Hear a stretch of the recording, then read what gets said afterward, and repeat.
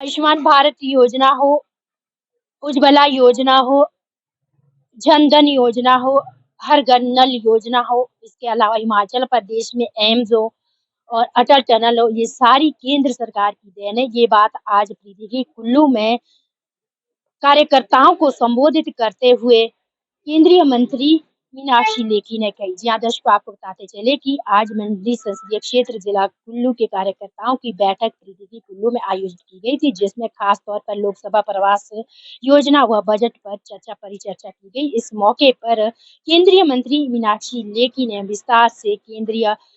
योजना जितनी भी चलाई जा रही है उसके बारे में जो है कार्यकर्ताओं को जहाँ अवगत करवाया, तो वहीं उन्होंने कहा कि इस तरह की जो बैठकें हैं वे कार्यकर्ताओं की मजबूती के लिए, संगठनात्मक मजबूती के लिए और बूथ स्तर पर योजनाओं पहुंचाने के लिए लाभान्वित होती है। और उन्होंने कहा कि हिमाचल प्रदेश में केंद्र सरकार की कई योजनाएं चल रही है, जिसका सीधा सीधा फायदा जनता को मिल रहा है। और साथ ही उन्होंने कहा कि 2014 और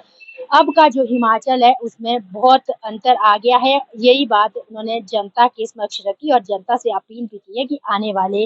जो 2024 में चुनाव होने हैं, उसमें एक बार फिर से नरेंद्र मोदी के नेतृत्व में जो है भारत में जो भाजपा की सरकार लानी है, क्योंकि नरेंद्र मोदी ने हिमाचल प्रदेश में भी अथाह विकास किया है और केंद्र सरकार की अनेकों योजनाओं का लाभ आज के इस दौर में जो है लोग ले रहे हैं। मुझे लगता है जिस भी वजह से कांग्रेस की सरकार प्रदेश में बन गई है, लेकिन जहां तक 2024 के चुनाव की बात है और लोकसभा चुनाव की बात है,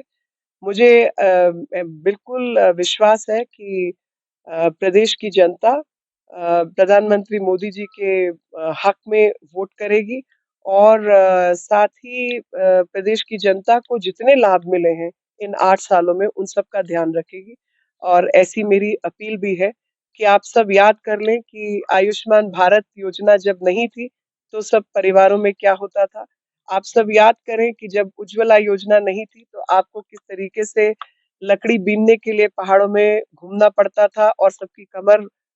आदि टूट जाती थी, कई लोगों की नुकसान हुए। पानी की व्यवस्था जब हर घर नल से जल नहीं था और कितने लाख परिवारों को जल मिला। तो ये सब चीज़ों का ध्यान दिलाना, संगठन को मजबूत करना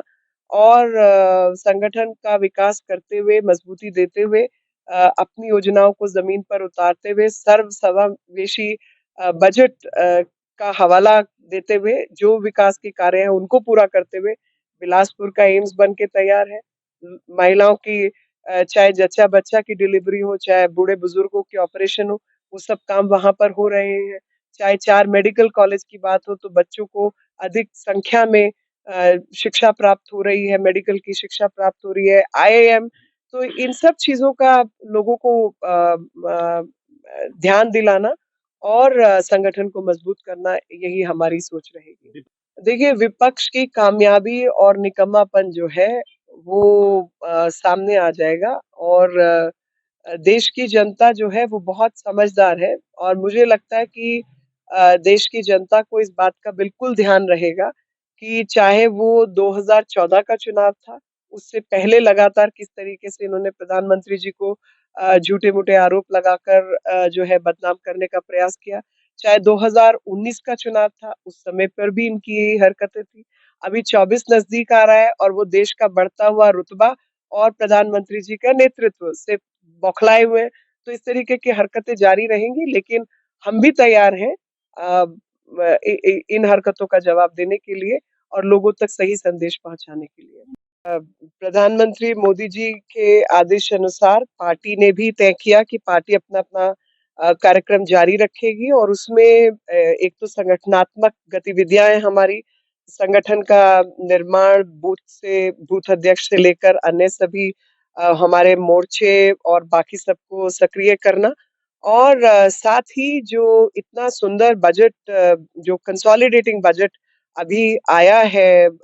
हमारा केंद्र सरकार का, उसका जो मुख्य बिंदु है वो लोगों तक पहुंचाने का काम। तो उसी को लेकर हमारी बैठक थी और आप सबके माध्यम से प्रदेश की जनता को मैं कुछ चीजें याद जरूर दिलाना चाहती हूँ। क्योंकि हम सबकी कहीं न कहीं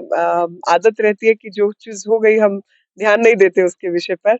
तो पहले तो आपको जानना होगा कि 2014 में जब हमारी सरकार नहीं आई थी, तो 2014 में जो देश का बजट होता था वो मात्र 16 लाख करोड़ रुपए का था और उसको जीएसटी आदि प्रावधान करके जो कर में चोरी आदि चीजें होती थी उन सब पर रोक लगाकर और सब सर्वसमावेशी बजट बनाकर योजनाएं बनाकर हर उस व्यक्ति को जिसको लाभ की जरूरत है केंद्रित ढंग से चाहे गैस के सिलेंडर उज्ज्वला के माध्यम से पहुंचाने का काम था चाहे प्रधानमंत्री आवास योजना में घर देने का काम था वो उन सब चीज़ों पर लगातार काम हुआ और जनधन के खातों से लेकर आयुष्मान भारत योजना, हिम केयर इन सब पर काम कर कर अब हम अगले पड़ाव पर आए हैं और उस पड़ाव में इंफ्रास्ट्रक्चर डेवलपमेंट के ऊपर सबसे बड़ा बजट जो कि आज तक भारत में 2 अंकों में नहीं हुआ, 10 लाख करोड़ रुपया जो है उसको बजट किया गया है। साथ ही रक्षा बजट को बढ़ाया गया है, अग्निवीर आदि ऐसी तमाम नई योजनाओं को लाया गया है ताकि जो हमारी सक्रिय सेना है उसको एक सपोर्ट के रूप में एक और जो ग्रुप है वो मिल जाए ये सब कार्य जो है इस बजट में किए गए तो वो भी संदेश अपने सभी भाई बहनों के बीच शेयर करने का और जब मैं हिमाचल की हालत देखती हूँ तो चाहे वो अटल टनल का मामला था या बॉर्डर रोड्स का मामला था या सड़कों के चौड़ीकरण का मामला था, चाहे नए हाईवेज बनाने का मामला था, चाहे इन्वेस्टमेंट की दृष्टि से अगर देखा जाए तो बद्दी से लेकर तमाम जो योजनाएं थी फार्मास्यूटिकल इंडस्ट्रियल पार्क की वो सब योजनाएं अगर अटल जी के समय पर शुरू हुई और उनका क्रियान्वयन नहीं हुआ तो उन सबको प्रदेश की जनता को सौंपने का काम माननीय प्रधानमंत्री जी के हाथों द्वारा ही किया गया। अगर आप चंडीगढ़, मोहाली या हिमाचल में अपने सपनों का घर, फ्लैट या विला ढूंढ रहे हैं तो हम हैं CCS real estate private limited, जो आपके लिए लेकर आया है आपके सपनों का घर। CCS real estate private limited आ रहे हैं आपके शहर शिमला में 12 फरवरी को होटल द ऑर्चिड शिमला में, जो है शिमला बाईपास फ्रूट संजौली शिमला में। तो आप 12 फरवरी को वहां आकर अधिक जानकारी ले सकते हैं और अपने सपनों के घर की तलाश को पूरा कर सकते हैं। CCS real estate private limited का मेन ऑफिस है B210 second floor L&T office industrial area phase 1 Chandigarh में, या कॉल कर सकते हैं 0172-466-8943 या टोल फ्री नंबर पर कॉल करें 1800-121-0134।